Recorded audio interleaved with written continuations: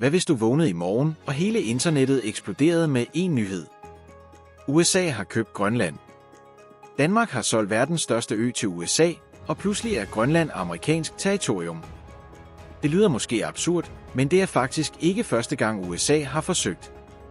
USA købte Alaska i 1867, og flere amerikanske præsidenter har overvejet at købe Grønland op til flere gange. Så spørgsmålet er, hvad ville der ske, hvis USA købte Grønland i morgen? Grønland er enormt. Det er verdens største ø, og omkring 80% af den er dækket af is.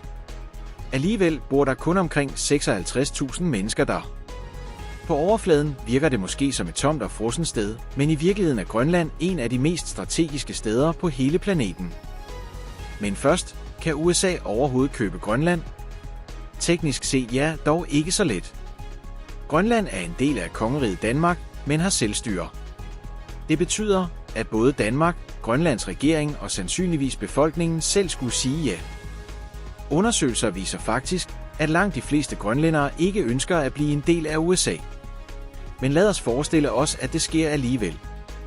Danmark accepterer, Grønland accepterer, og USA køber øen. Hvad sker der så? Den første og måske største konsekvens ville være militærmagt.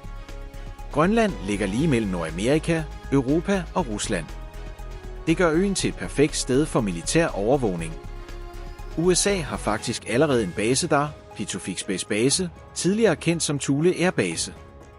Den bruges til at opdage missiler, spore satellitter og give tidlig advarsel mod atomangreb.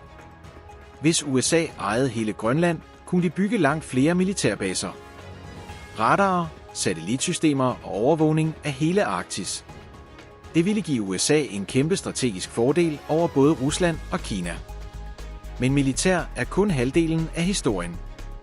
Den virkelig store grund til, at verden interesserer sig for Grønland, ligger under jorden. Grønland er fyldt med naturressourcer. Sjældne jordarter, jern, guld, uran og muligvis olie og gas. Disse materialer er ekstremt vigtige for moderne teknologi.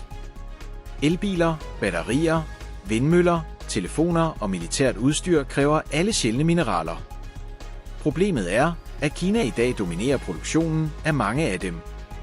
Hvis USA kontrollerede Grønlands ressourcer, kunne det ændre den globale økonomiske balance og gøre USA langt mindre afhængig af Kina.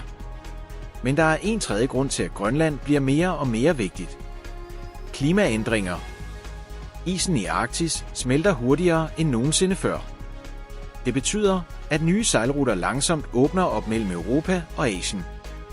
Disse ruter kan være meget kortere end ruten gennem Suezkanalen. Hvis skibe i fremtiden sejler gennem Arktis, vil Grønland ligge lige midt i en af verdens vigtigste handelsveje. Hvis USA ejede Grønland, ville de pludselig have enorm indflydelse over fremtidens arktiske handel. Og det er præcis derfor Rusland og Kina også er begyndt at interessere sig for området. Rusland har allerede bygget nye militærbaser i Arktis, og Kina taler åbent om en polar Silk Road. Så hvis USA købte Grønland, kunne det starte en helt ny geopolitisk rivalisering i Arktis. En ny kold krig, men denne gang i nordisk. Men konsekvenserne ville ikke kun handle om stormagter. Danmark ville også blive påvirket massivt. Grønland er en stor del af det danske rigsfællesskab. Hvis Danmark solgte øen, ville det være en historisk beslutning, og det kunne skabe politiske chokbølger både i Danmark og i NATO. Nogle eksperter mener faktisk, at et sådan salg kunne skabe spændinger mellem USA og europæiske allierede. Men den vigtigste faktor er måske grønlænderne selv. Grønlands økonomi er i dag meget afhængig af økonomisk støtte fra Danmark. Danmark sender hvert år et stort bloktilskud til Grønland. Hvis USA overtog øen, kunne det enten føre til massive amerikanske investeringer eller gøre Grønland endnu mere afhængig af en stormagt. Derfor taler mange i Grønland også om en helt tredje mulighed i fremtiden, fuld uafhængighed. Så hvad ville der ske, hvis USA købte Grønland i morgen? USA ville få en enorm strategisk fordel, adgang til værdifulde ressourcer og kontrol over et af verdens vigtigste områder i fremtiden. Men det kunne også skabe nye konflikter, spændinger mellem stormagter og store politiske konsekvenser for både Danmark og Grønland. En ting er dog sikkert.